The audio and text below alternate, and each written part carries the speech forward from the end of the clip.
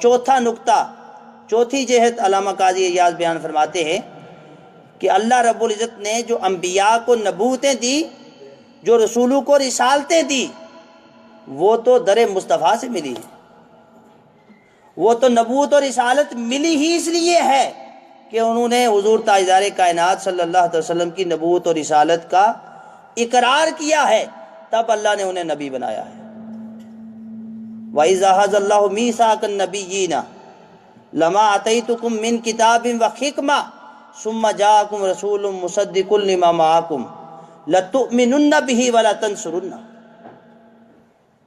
جو میثاق الست ہوا اور حضور علیہ الصلوۃ والسلام کی نبوت کا میثاق ہوا، اس کو ہم نے پیچھے جو ہے وہ اس کو اسٹڈی کیا، ہم نے دیکھا میثاق پہ ایک دن ہم نے جو ہے وہ ٹوٹلی ایک ہی دن اس پہ گفتگو فرمائی تھی میں نے۔ اب اس آیت کے اندر اللہ رب العزت انبیاء سے وہ وعدہ لے رہے ہیں کہ جب تم جاؤ نبوت اور رسالت کا جو ہے وہ تاج تم نے پہنا ہو دنیا میں، اور عین اس وقت میرا مصطفیٰ آ جائے، اب تم نے اپنا دین چھوڑ کے، اپنی نبوت اور رسالت کے تخت و تاج کو چھوڑ کے میرے مصطفیٰ کی ذات پر ایمان لانا ہے، اس کی مدد و نصرت بھی کرنی ہے۔ تو انبیاء نے اقرار کیا، تب اللہ نے انہیں نبوت عطا فرمائی۔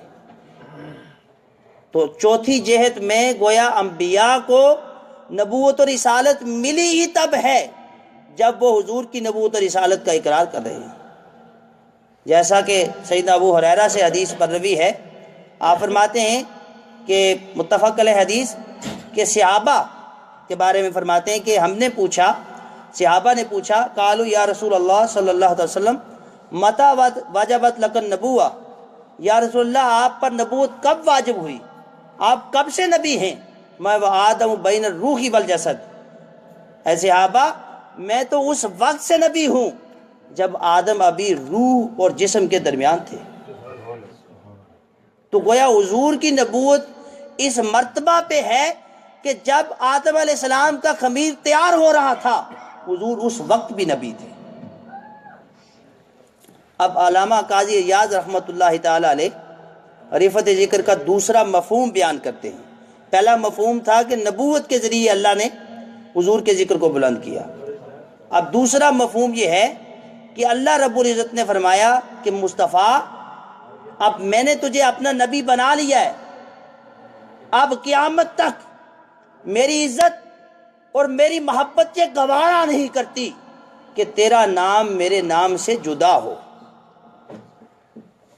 لا الہ الا اللہ محمد الرسول اللہ۔ اب کلمہ ہے، اس اول کلمہ کے اندر آپ دیکھیں کہ پہلا حصہ جو ہے وہ لا الہ الا اللہ، نہیں کوئی معبود مگر اللہ، محمد الرسول اللہ، اور محمد اللہ کے رسول ہیں۔ دو کلمات ہیں اس کے اندر، کلمہ میں دو حصے بیان ہو رہے ہیں، لیکن اللہ رب العزت نے ان دو کلمات میں کوئی فرق نہیں ڈالا۔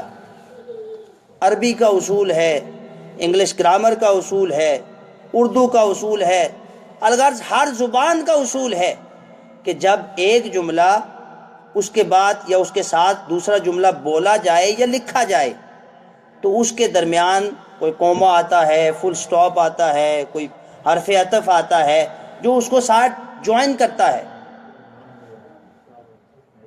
لیکن اللہ رب العزت نے اتنا بھی گوارا نہ کیا، یعنی اپنی ذات کے درمیان اور اپنے مصطفیٰ کی ذات کے درمیان کوئی حرف عطف بھی گوارا نہ کیا۔ عربی گرامر کا تقاضا یہ تھا کہ یہ کلمہ ایسے ہونا چاہیے، لا الہ الا اللہ و محمد الرسول اللہ، نہیں کوئی معبود مگر اللہ، ایک اللہ معبود ہے، عبادت کے لائق وہی ہے، اور محمد صلی اللہ علیہ وسلم اللہ کے رسول ہیں۔ لیکن اللہ رب العزت نے اپنی محبت کا اظہار ان الفاظ میں کیا کہ درمیان میں کوئی کسی لفظ کو بھی گوارا نہ کیا اور لا الہ الا اللہ محمد الرسول اللہ کہہ دیا۔ اسی پہ کیا خوبصورت شعر امام احمد رضا خان صاحب کے برادر اکبر امام حسن رضا بریلوی فرماتے ہیں کہ تم ذات خدا سے نہ جدا ہو نہ خدا ہو، تم ذات خدا سے نہ جدا ہو نہ خدا ہو، اللہ ہی کو معلوم کیا جانیے کیا ہو۔ حضور کی شان، حضور کی شان جو اللہ رب العزت کی ذات میں شان محبوبیت ہے، اس کا اندازہ ایک انسانی عقل کے بس کی بات نہیں ہے۔ اس کا سب سے بڑا مظہر وہ مقام او ادنا ہے۔ جب معراج کی رات اللہ رب العزت نے مقام او ادنا پر بٹھا کے حضور علیہ الصلوۃ والسلام کے ذکر کو بلند کیا۔ اب ذکر کو کیسے بلند کیا؟ سید قطب مصری رحمۃ اللہ تعالی علیہ آپ فرماتے ہیں کہ اللہ رب العزت نے جو ورفعنا لک ذکرک فرمایا، اس کی تفسیر میں آپ فرماتے ہیں کہ اللہ کا منشا کیا ہے۔ ورفعناہ فی الارض، اے مصطفیٰ ہم نے تیرے ذکر کو زمینوں میں بلند کر دیا۔ ورفعناہ فی السماء فی المالا الاعلی، اے حبیب ہم نے آپ کے ذکر کو مالا اعلیٰ تک بلند کر دیا۔ ورفعناہ فی ھذا الوجود جمیعا، اے مصطفیٰ ہم نے آپ کے ذکر کو تمام موجودات عالم میں بلند کر دیا۔ یعنی کائنات میں جتنی جتنی چیزیں موجود ہیں، اب وہ کس عالم کی ہیں؟ عالم نباتات سے تعلق رکھتی ہیں، عالم جمادات سے ہیں، عالم انس و جن سے تعلق رکھتی ہیں۔ ہم نے سارے عوالم کے اندر مصطفیٰ تیرے ذکر کو بلند کر دیا، اور پھر کتنا بلند کیا ہے، حتیٰ کہ بلند کرتے کرتے ہم نے تیرے ذکر کو اپنے ذکر کے ساتھ ملا دیا ہے۔ اب جو کوئی تیرا ذکر کرے گا وہ میرا ذکر بھی کرے گا، اور جو کوئی فقط میرا ذکر کرے گا، یعنی کلمے کی مثال جو میں نے پہلے دی، فقط کوئی اللہ کا ذکر کرے گا، لا الہ الا اللہ، تو وہ مسلمان نہیں ہوگا۔ وہ مسلمان اس وقت تک نہیں ہوگا جب تک محمد الرسول اللہ نہیں کہے گا۔ تو مصطفیٰ ہم نے آپ کے ذکر کو اپنے ذکر کے ساتھ ملا دیا ہے۔ اب جو کوئی میرا ذکر کرے گا وہ ساتھ تیرا بھی ذکر کرے گا، اور جو کوئی میرے ذکر کے ساتھ تیرا ذکر نہیں کرے گا اس کے ذکر کو میں مردود قرار دے دوں گا، اس کا ذکر بھی قابل قبول نہیں ہوگا۔ پھر علامہ قاضی ایاز رحمۃ اللہ تعالی علیہ رفعت ذکر کی تیسرے مفہوم کو بیان کرتے ہوئے فرماتے ہیں، جعلت تمام الایمان بذکری کمائی، اے مصطفیٰ ہم نے ایمان کی تکمیل ہی تمہارے ذکر کو بنا دیا ہے۔ کوئی بندہ اس وقت تک ایمان والا ہو ہی نہیں سکتا جب تک وہ تیرا ذکر نہیں کرتا۔ جعلت تمام الایمان بذکری کمائی، جب وہ میرے ذکر کے ساتھ تیرے ذکر کو نہیں ملاتا تو اس وقت تک وہ کامل مومن ہی نہیں ہو سکتا، وہ مسلمان ہو ہی نہیں سکتا۔ اب پھر حضور علیہ الصلوۃ والسلام کے ذکر کو اللہ نے کیسے بلند کیا؟ اللہ رب العزت نے حضور کے ذکر کو اتنا بلند کر دیا کہ ابن عطا تابی رحمۃ اللہ تعالی علیہ آپ ورفعنا لک ذکرک کی تفسیر بیان کرتے ہوئے فرماتے ہیں کہ جعلتک ذکرا من ذکری، اے مصطفیٰ ہم نے تمہارے ذکر کو بلند کرتے کرتے اس کو رفعت اور مقام بخشتے بخشتے اتنا بلند کر دیا ہے، جعلتک ذکرا من ذکری فمن ذاکرک ذاکرنی، اے مصطفیٰ ہم نے تیرے ذکر کو سراپا اپنا ذکر بنا دیا ہے۔ اب جو کوئی تیرا ذکر کرے گا گویا اس نے میرا ذکر کیا۔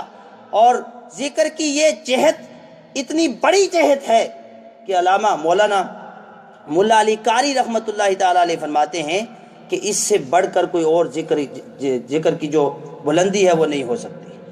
یعنی اللہ نے حضور کے ذکر کو اپنا ذکر قرار دے دیا ہے۔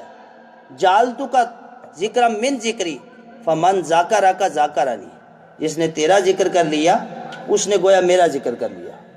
اور پھر آگے ملا علی قاری نقل کرتے ہیں کہ اس کا اگر کسی کو اعتراض ہو کہ کہیں بیان طور پر اس کا ذکر تو نہیں آیا قرآن و حدیث کے اندر، تو اگر کسی کو اعتراض ہو تو وہ یہ دیکھ لے کہ جیسے اللہ نے اپنی اطاعت کو، اللہ نے حضور کی اطاعت کو اپنی اطاعت قرار دے دیا. من یطیع الرسول فقد اطاع اللہ، کہ جس نے میری اطاعت کی. من یطیع الرسول، جس نے میرے مصطفیٰ کی، میرے رسول کی اطاعت کی، اس نے میری اطاعت کی. تو جیسے اطاعت مصطفیٰ اطاعت خدا بن گئی، بعینی ہی ذکر مصطفیٰ ذکر خدا بن گیا.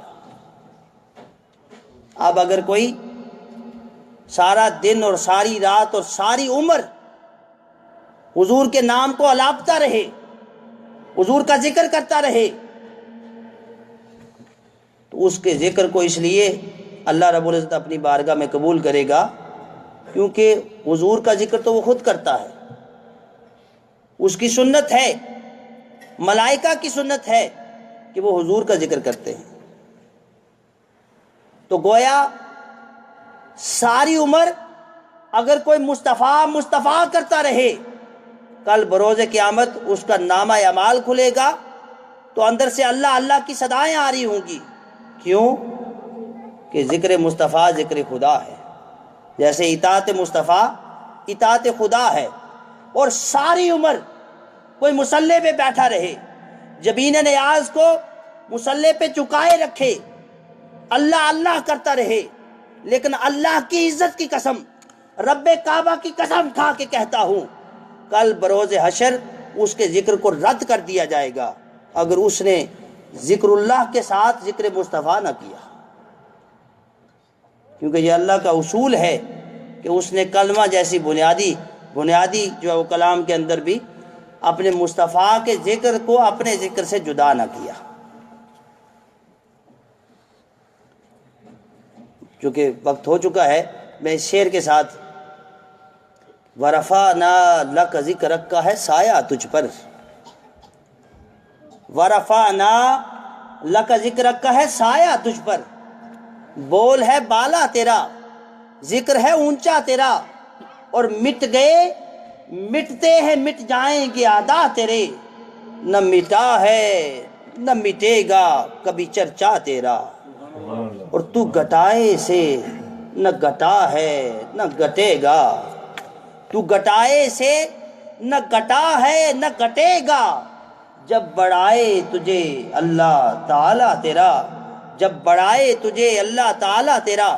کہ جب کہ کوئی انسان حضور کی مخالفت کرتا ہے تو ساری عمر مخالفت کرتا رہے، حضور کی ذات میں معاذ اللہ نقص نکالتا ہے، کافر ہے، کسی بھی مذہب سے مسلک سے تعلق رکھتا ہے، تو وہ اپنی ساری زندگی کی ایفرٹ کرتا رہے، اس کی ایفرٹ ثمر آور نہیں ہو سکتی. کیوں؟ کہ حضور کے ذکر کو بڑھانے والی اللہ کی ذات ہے.